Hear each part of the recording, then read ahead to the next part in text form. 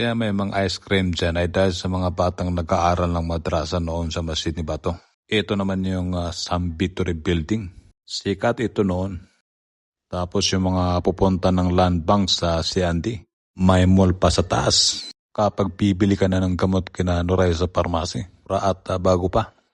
Ayan si Kuya, nagtitinda ng sigarilyo. Pasimple lang. Sarap ng feeling talaga mag-jogging sa Banggulo kahit noong unang panahon talaga. Yun nga lang, kailangan mo mag-jacket kasi sobrang lamig ng centralized aircon natin. Ito ang shopping mall ng Marawi City. Kahit na ano mabibili mo dyan. Nakaka-amiss talaga tingnan ang mga karaan.